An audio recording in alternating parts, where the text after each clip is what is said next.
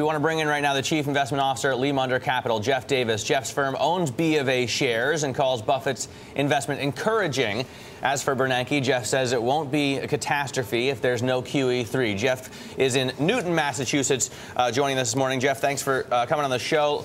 Let me ask you first of all about Warren Buffett, and Bank of America. Apparently, the Oracle of Omaha got this idea sitting in his bathtub and then called up Brian Moynihan. Do you think it's a win-win situation for him? Yeah, and he's done it before, and he serves a wonderful function, I think. But, you know, one thing you know is that when Warren Buffett moves in and strikes a great deal, that there is really trouble.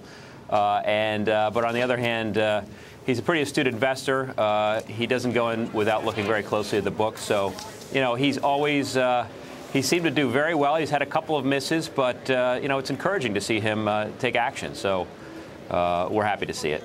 Jeff, what do you think of the financials overall? There's a lot of people saying that this, as a group, is just going to go back to the valuations that we saw maybe 30 years ago, back to the 80s, before the so-called go-go 90s. Do you think that's true? And what does that mean for investors? Yeah, and I think investors can make some money as they go back to the boring 80s, but the longer term, the core business of banking, because of 2008 and the entire lead up in the mortgage fiasco, is going to make banking a more conservative industry and a little more, let's say, Canadian in its approach. Not to say that they can't make a good return on assets. Are you trying to say Canadians are boring, Jeff?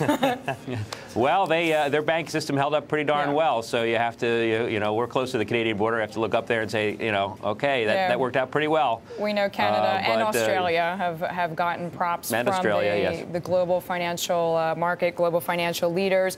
Hard to talk about banks, though, Jeff, without talking about Ben Bernanke, what he's likely to say today, and what this could imply for the banking sector.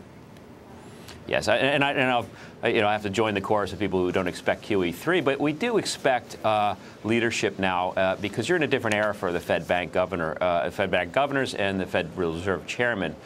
He has to talk more about leadership, not only in the micro areas of the economy, and you were talking about mortgages just a few minutes ago, but you also have to talk about the issues that are affecting Europe, because a lot of us are very nervous about the European situation, and it's one of those things that makes our weak economy more vulnerable. So we want to see some leadership and discussion there. Well, what would you like to hear, Jeff? What does that mean to you? What does that mean to you, leadership? I mean, even if we don't get a specific plan at Jackson Hole, do you expect Ben Bernanke to come out with some specifics on Operation Twist, so to speak, or some sort of move to further quantitative easing going forward?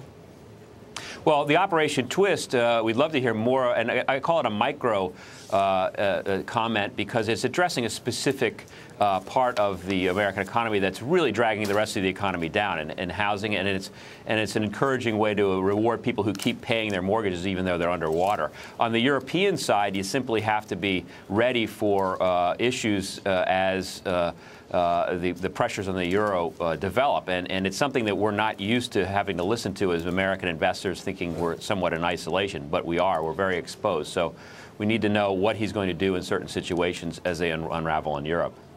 All right, Jeff, thanks so much for joining us. Jeff Davis there, CIO of Lee Munder Capital.